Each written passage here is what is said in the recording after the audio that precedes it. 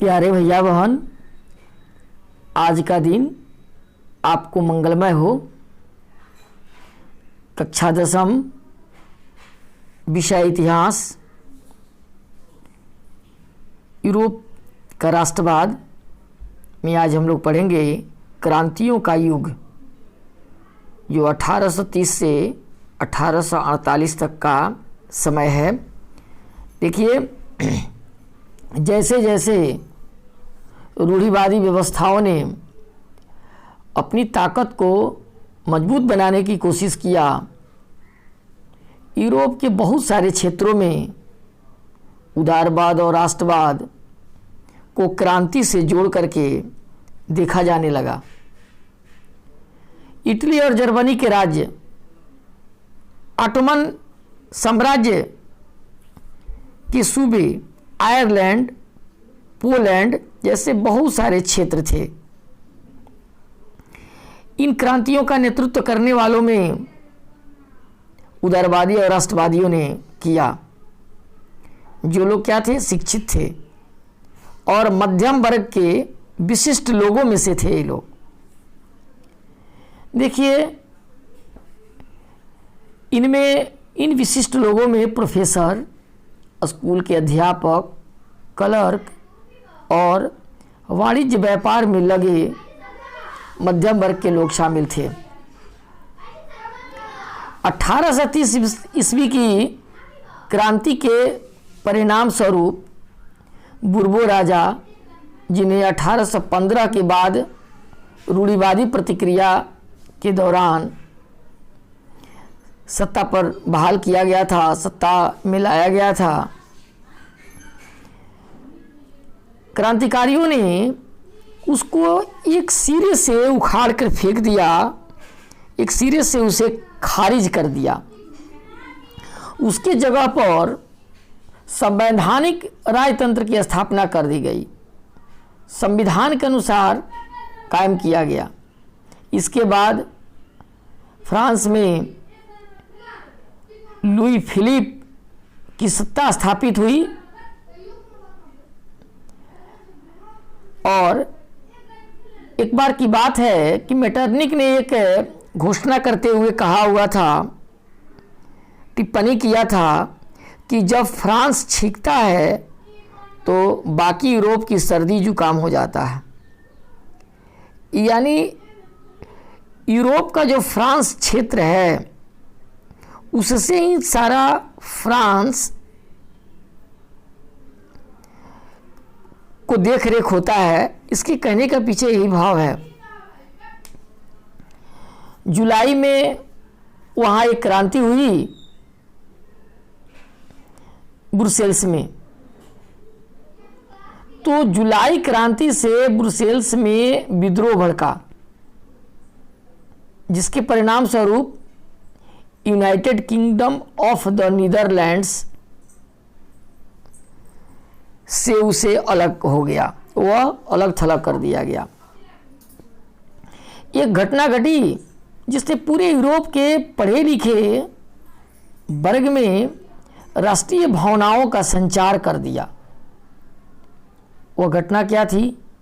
यूनान की स्वतंत्रता संग्राम। इस यूनान के स्वतंत्रता संग्राम के कारण वहाँ इस तरह की भावनाएं पैदा हो गई। 15वीं शताब्दी में यूनान ऑटोमन साम्राज्य का एक अंग था, लेकिन 19वीं शताब्दी में यूरोप में जो क्रांतिकारी राष्ट्रवादियों ने, जो वहाँ क्रांतिकारी राष्ट्रवाद का जो भाव उठने लगा, उसने यूनानियों को टर्की से आज़ाद होने के लिए उसका दिया, उसको बढ़ावा दे दिया, जिसके कारण यूरोप के जो ईसाई लोग थे, उन लोगों को भी यूनानियों का साथ मिल गया। यूनानियों के द्वारा स्वतंत्रता के लिए संघर्ष 1821 ईस्वी में प्रारंभ हुआ, जिसके चलते यूनान में राष्ट्रवादियों को निर्वासन में रह रहे यूनानियों के साथ, निर्वासन का मतलब होता है दूसरे जगह रहना। पश्चिमी यूरोप के बहुत सारे लोगों ने समर्थन दिया, जिसके चलते जो पुरानी यूनानी संस्कृति थी उसके प्रति सहानुभूति पैदा हो गई। जो कवि थे, कलाकार थे, यूनान को राष्ट्रीय सभ्यता का पलना बताया। ऐसे कहा भी जाता है ये यूरोपीय सभ्यता जो है वह वहाँ की पलना है, और यह कह करके यूरोप की प्रशंसा किया गया और वहाँ के मुस्लिम साम्राज्य के विरोध में यूनान के संघर्ष के लिए एक जनमत तैयार किया गया। लोगों की भावनाओं को एक साथ जुटाया गया। एक अंग्रेज कवि हैं लॉर्ड वायरन, उन्होंने धन को इकट्ठा किया और धन इकट्ठा करके बाद में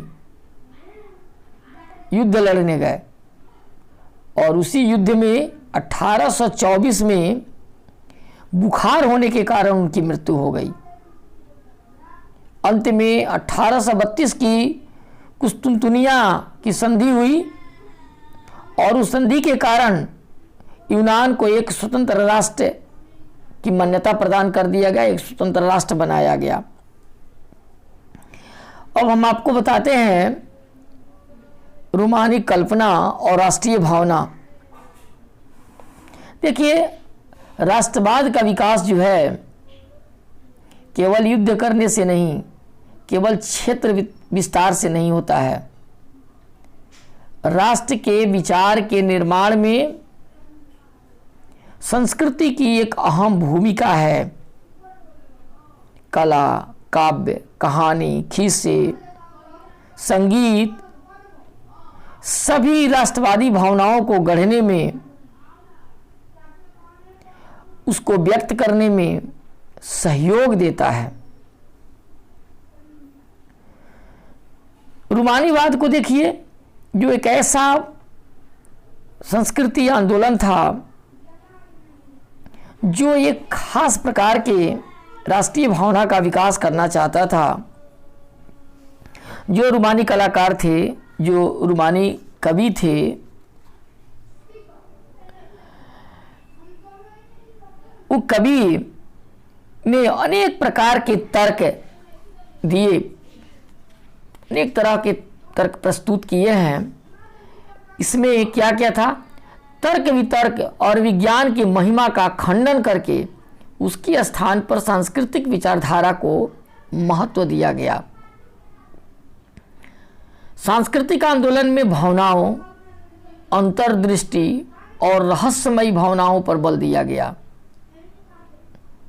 इस आंदोलन के माध्यम से उनका प्रयास था कि एक साझा सामूहिक विरासत की अनुभूति, एक साझा संस्कृति, कोई प्राचीन या अतीत को राष्ट्र की आधारशिला बनाया जाए और इसी आधार पर उसे आगे बढ़ाने का प्रयास किया जाए। देखिए, एक जर्मन दार्शनिक थे योहान गॉन्टफ्रीड, ये रूमानी चिंतक भी थे। इस रूमानी चिंतकों ने दावा किया है कि सच्ची जर्मन संस्कृति जो है, लोगों में, जो वहाँ के लोग हैं उनके अंदर में निहित है। राष्ट्र की सच्ची आत्मा, लोकगीत, जन काव्य, लोक नृत्य, ये सब क्रियाकलापों से सच्ची जर्मन की संस्कृति प्रकट होती है। यही कारण है कि लोग जो है संस्कृति के इस स्वरूप को अंकित करते हैं, एकत्र करते हैं और राष्ट्र के निर्माण में इसको आवश्यक मानते हैं। इसके साथ ही साथ जो स्थानीय बोली है, उस पर बल देना, स्थानीय लोक साहित्य को एकत्र करना,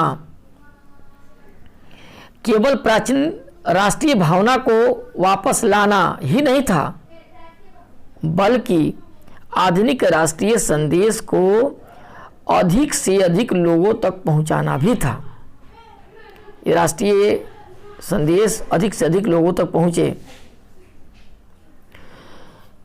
बहुत लोग ऐसे थे जो निरक्षर थे, जो पढ़े लिखे नहीं थे, अनपढ़ गंवार थे, तो उनके पास तक भी यह राष्ट्रीय संदेश पहुंचना चाहिए।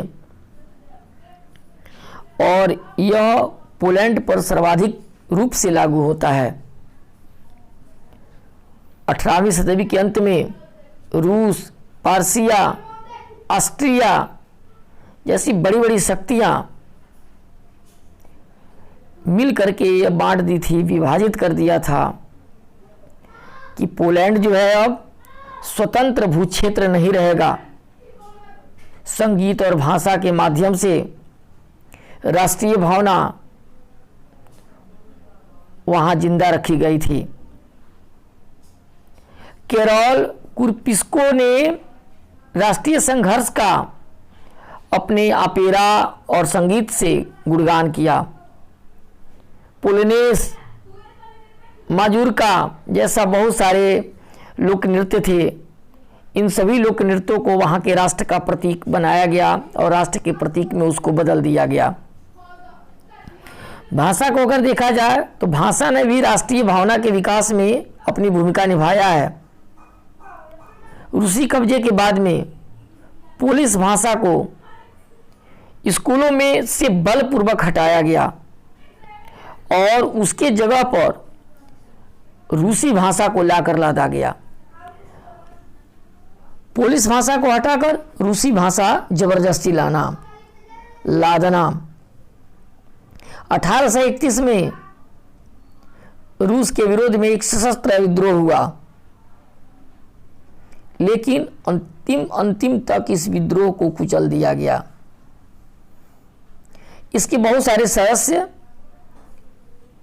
राष्ट्र विरोध के लिए भाषा को ही आधार बनाया, भाषा को ही हथियार बनाया।